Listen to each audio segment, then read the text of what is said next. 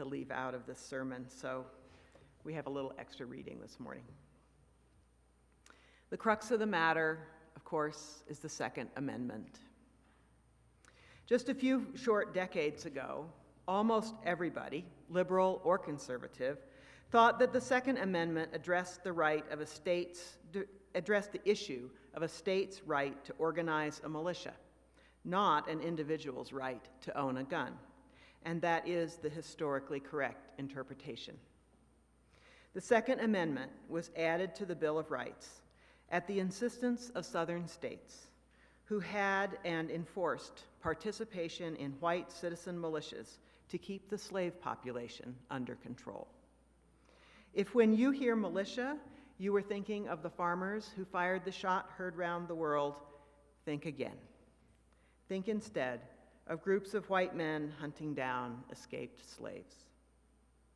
That's the militia that was considered required for the well-ordered Southern states in the late 18th century, and that had to be accommodated. The Second Amendment is one of those terrible compromises that seemed necessary to create a nation, the consequences of which we've been dealing with ever since.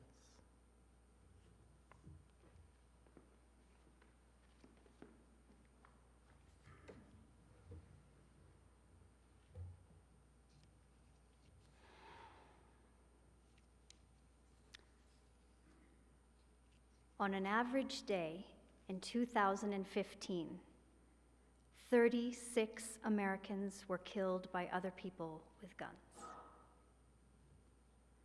And 50 Americans killed themselves with guns. That's a total of 33,000 Americans who died by gun last year. About 11,000, or 1/3, were murdered. About 20,000, or nearly 2/3, killed themselves. Another sliver of folks were killed accidentally, that's the green, or by the police for a variety of good and bad reasons, that's the purple. And a few more who died by gun, but we're not sure why, that's the light blue. 33,000 people. There is another way to look at these numbers. 2.6 million people died in the US last year, of which 11,000 were murdered by gun. That's actually 0.4%, the thinnest of green lines on the graphic. Of those murdered, 0.2% were mass murders, that is, with more than 4 murders occurring in one incident. The majority of those murders are domestic violence and gang-related. In contrast, between 2005 and 2015, that's an 11-year span, an average of 7 Americans each year were killed by terrorists. All in all, almost as many people die in America by gun as by car accident.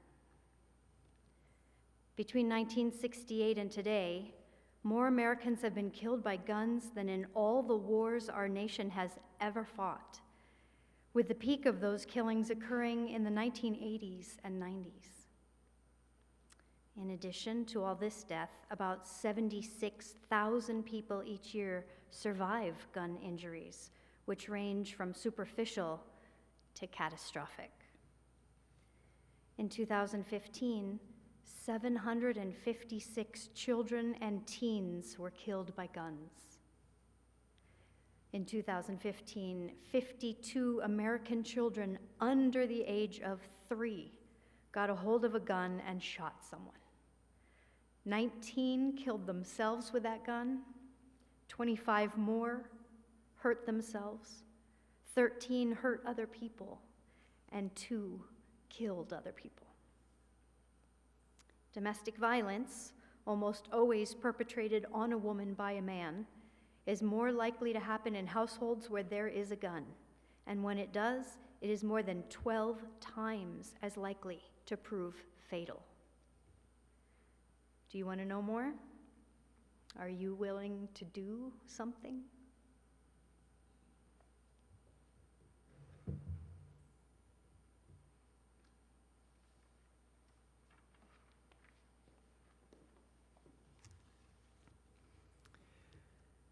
Now what? It's hard to figure out where to start.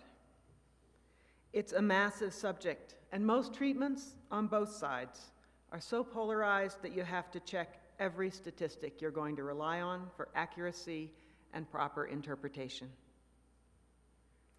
And you all know how much I like polarized arguments. I try really hard to see both sides of a controversy, to assume that most people are doing the best they can with the situation as they understand it. That's a part of honoring their worth and dignity, which, I would remind you, is one of the basics of the faith we share here. Anyway, when you want to negotiate some kind of common ground, and you're on the losing side, it's the best way to proceed. Liberalism, with its strategy of gun control, that is, limiting gun availability by law, is on the losing side. The strategy, begun in righteous indignation and legitimate fear for our political system after the rash of political assassinations in the 1960s, was ill thought out, one-sided, and provoked a backlash. Even the name, gun control, could have been more politic. Nobody likes to be controlled. In addition, gun control measures were often promulgated by people who didn't know that much about guns, using outdated language and focused on weapons that aren't really the real problem. And the backlash was extreme. The National Rifle Association and its members pumped millions of dollars over 40 years into political races and education campaigns. State by state, laws were passed affirming the right to bear arms and promulgating a novel interpretation of the Second Amendment to the Constitution, that the right to bear arms was so absolute and so sacrosanct that no regulation of guns would be permitted. The Republican Party utterly caved to this pressure, and no small number of Democratic legislators did the same. All this activity, in the end, has changed the way the Second Amendment is understood in this nation. That's now been backed up by a Supreme Court case called Heller. But before you start calling the NRA a terrorist organization, let me point out that their strategy was the exact same strategy as used by equal marriage advocates, even more successfully, over just about the same period of time.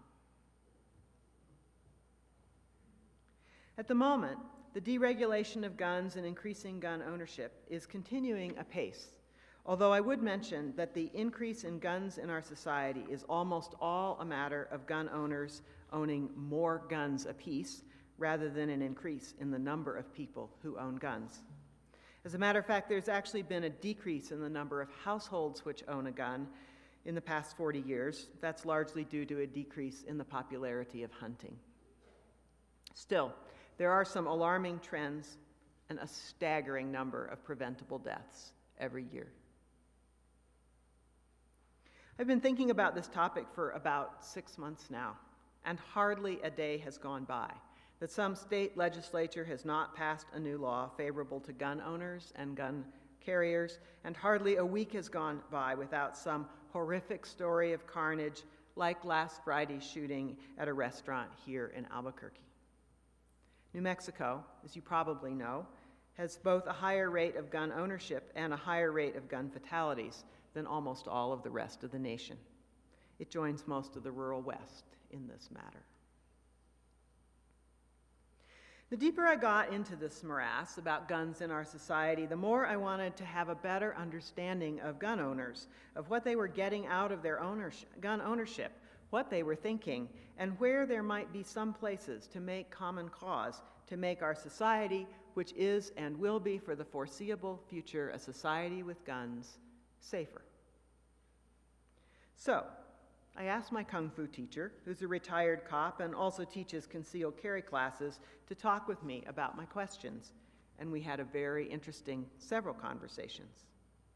And in the end, he invited me to attend a concealed carry permit class and urged me to come, at least to the classroom half. I went out of duty, more interested in the people I would encounter there than in the actual subject. But after that day, which involved handling unloaded guns and a beginning sense of just how seriously gun safety is taken by professionals and just how much it takes to ensure gun safety, I went more eagerly to what turned out to be a very stimulating day at the gun range, where, you will be horrified to know, I qualified for a concealed carry license with a borrowed gun and the first 25 bullets I had ever shot. I was very surprised. I am a terrible shot in computer games, and I had assumed a real gun would be much harder. And though I will admit to a little stab of pride at that, I was actually not pleased at all. For much as I had enjoyed and learned in my class, the most important thing I had learned is that I had not learned or practiced nearly enough to be a safe and effective gun user, which is actually both physically and mentally demanding. The only reason I still have undamaged feet, for instance, is due to the admonishment after admonishment by my alert instructor to not point the gun at my own toes and to keep my finger off the trigger, both of which are much harder than you might imagine.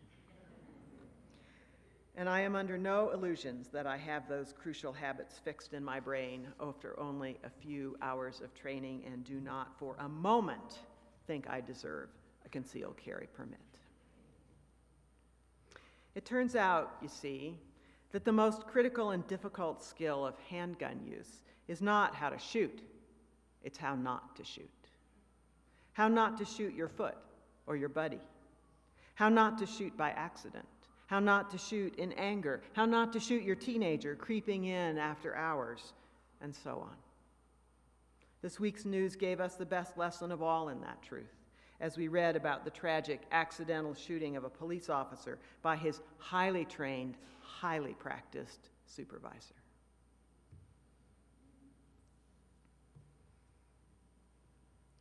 But in talking with folks who carry guns, I learned something about them and why they carry guns. They believe that their guns keep them safe, and they believe that this is a very dangerous world. And the people I spoke to had reasons that I don't have to feel threatened in this dangerous world. People who work in criminal justice have to worry about the criminals they've offended in their careers. One fellow in my class was about to hike the Pacific Crest Trail by himself, where isolation, wildlife, and wild people are a legitimate danger. It became clear to me that the people who carry guns around in their daily life would no more go about their business without a gun at hand than you or I would sleep easily knowing that our front door was not locked. How many of you lock your doors at night? Almost everybody. And imagine how you would feel if some do-gooder social movement suggested to you that really that was quite uncivil and you should be trying to not do it. And then if they tried to pass laws to keep you from doing it. Now, as a matter of fact, it is not at all likely that your home will be invaded when you are in it. It's an overall nationwide probability of about 1/100% a year. So you do not really need to lock your doors. But I promise you would feel angry and unsafe if you were prohibited from doing it. It's really important for human beings to feel safe, and we are not at all rational about how we accomplish that. There's a lot of fear in our changing world today. It hangs like a fog around us. It affects many aspects of our lives. We are all worried about the future, and people who worry often latch on to the pieces of their worry that they feel like they can control. You lock your doors. Some people carry guns. The more tenuous your sense of general security, the harder it is for you to find housing in a safe neighborhood, the more insecure your job, the less financial cushion you have, the more untreated, dangerous-looking mentally ill people you see around you, the more fear you are likely to feel. Many liberal people who intensely dislike guns have at least some of these same pressures in their lives. But here's an interesting little bit of knowledge about the brain. Our brains differ, both by nature and by nurture, in how much fear we feel. The extent of fearfulness is a human difference, like sexual preference is a human difference. It's not a moral failing or a failure of reason. It just is. And here's another interesting tidbit for you. Generally speaking, people who are less likely to feel generally fearful are more likely to be politically liberal. And people who are more likely to feel generally fearful are more likely to be politically conservative. It's likely that the most rational amount of fearfulness, of course, lies somewhere between the poles, that there is some truth to the conservative view that liberals are blithely oblivious of danger, and some truth to the liberal view that conservatives respond too quickly to fear-mongering. If we're going to solve this problem of gun safety together, we have to understand each other. And yep, it is statistically true that a gun bought to protect the household against invasion is more likely to be used some other way, by accident, against a household member, as a suicide, or after being stolen. And that guns which are carried on the street are even more likely to increase the violence against the carrier than they are to prevent it. But actually, statistically, none of these things are very likely. None of these things happen very often. And anyway, nobody thinks statistics applies to them. Liberals have believed that the increase in the number of guns and gun carrying in society would vastly increase the murder and assault rate. Conservatives have believed that it will vastly lessen it because an armed society will be a safer one. So far, neither side is really right. The numbers are a little bit on the liberal side, but only about assault, not about murder, and only a little bit. Most guns carried around by the 13 million concealed carry permit owners in this country and carried openly where allowed are never used. Doesn't feel like that, though, does it? It feels like gun mayhem has increased dramatically. But that's because the media is on to this issue.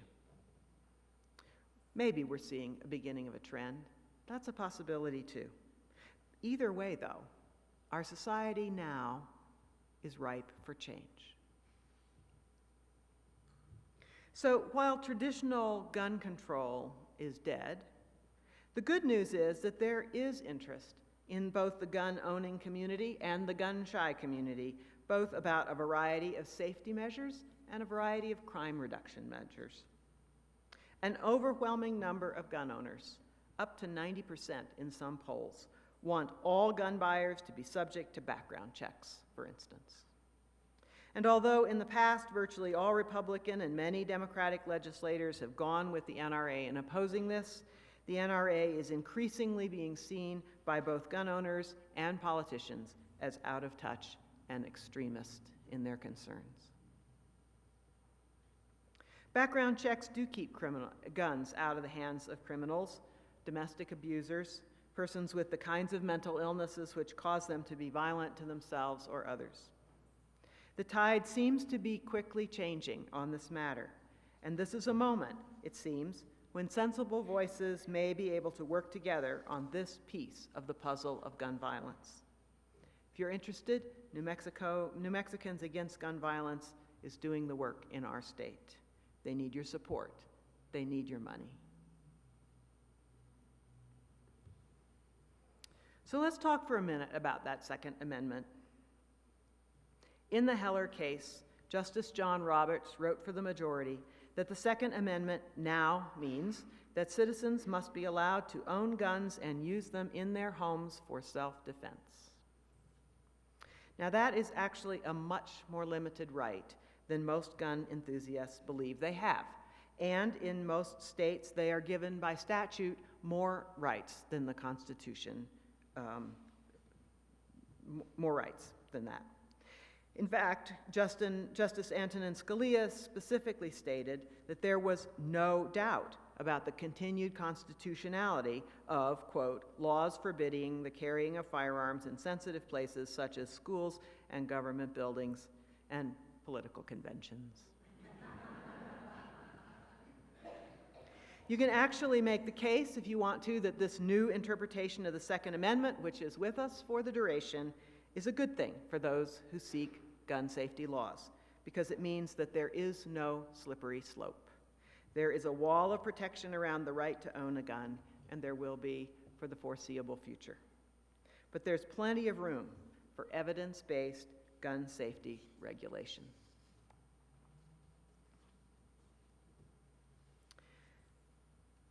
I want to say something about suicide. I'm actually going to do a sermon on suicide sometime this year because it's a big and emotional and complex topic, and it affects us disproportionately. In my ministry to hundreds of UUs over almost 40 years, I have only known one UU killed by a gun by another person for any reason. But over those same years, about a dozen of us have killed ourselves with guns. Remember that there are about twice as many suicides with gun as murders with gun. Some people discount gun fatality statistics when they include suicides, but I don't. First of all, I regard most suicides as presentable but fatal outcomes of illness, depression, which is sort of like the flu. It's so common that it's sort of a shock to discover that it sometimes causes death, but it does. So does depression.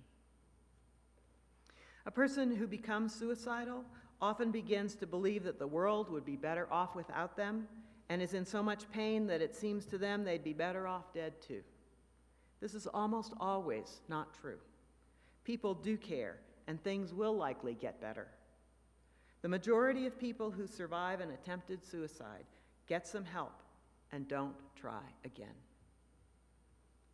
But when the person contemplating suicide has access to a gun, they are 12 times more likely to succeed in that attempt than when using other common methods.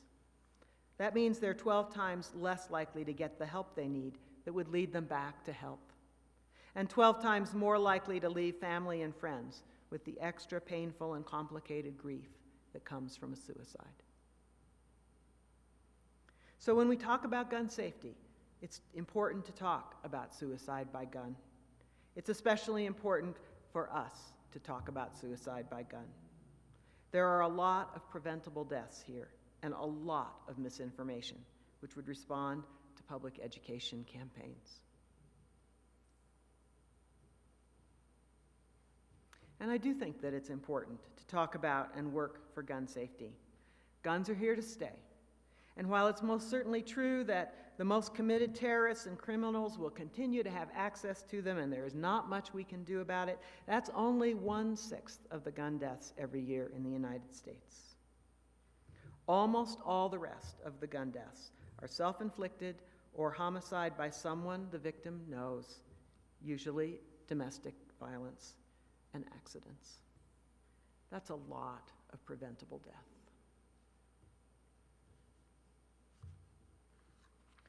So what might work? What could we work on together?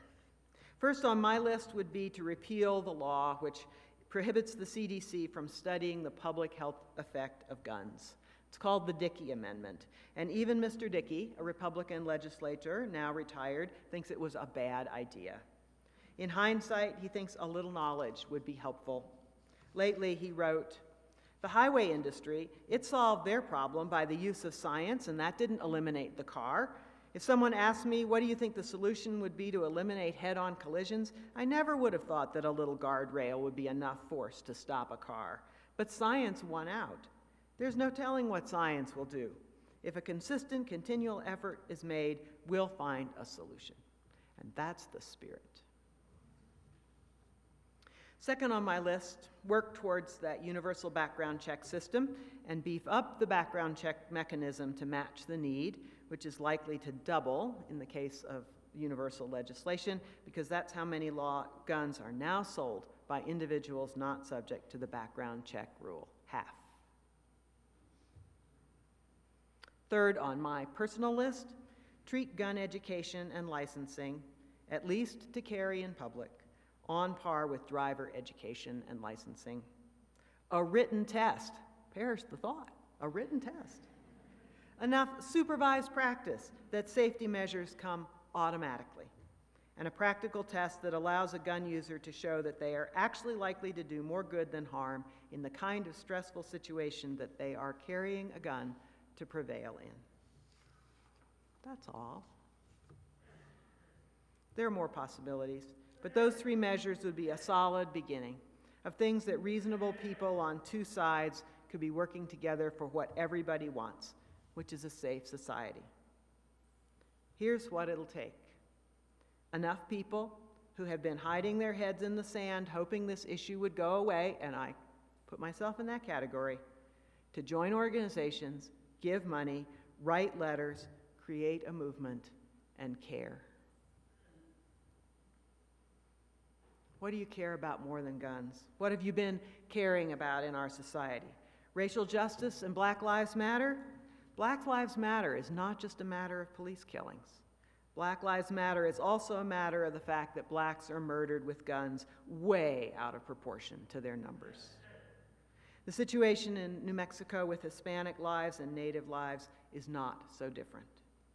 If white society had endured the level of gun violence that black society has endured, we'd be long past where we are now. It's been easy to ignore gun violence when it seemed to be happening somewhere else. But if we take it seriously, we could make a change. What do you care about more? Violence against women? There is not time in this sermon to demonstrate to you that the prevalence of guns in society means that women are more often abused, more seriously abused, and more often fatally abused. Is it child welfare you care about? Mental health, safety on the street? Guns have a negative effect on all those matters. This is not rocket science, although it is also not as simple as non-gun owners seem to often imagine it is. It's time to learn and converse and work together.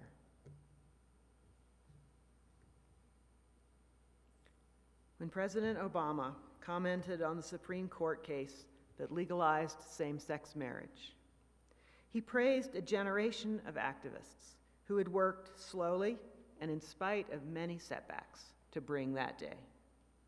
What an extraordinary achievement, he said. What a vindication of the belief that ordinary people can do extraordinary things. What a reminder of what Bobby Kennedy once said about how small actions can be like pebbles being thrown into a still lake, and ripples of hope cascade outwards and change the world. Are you in?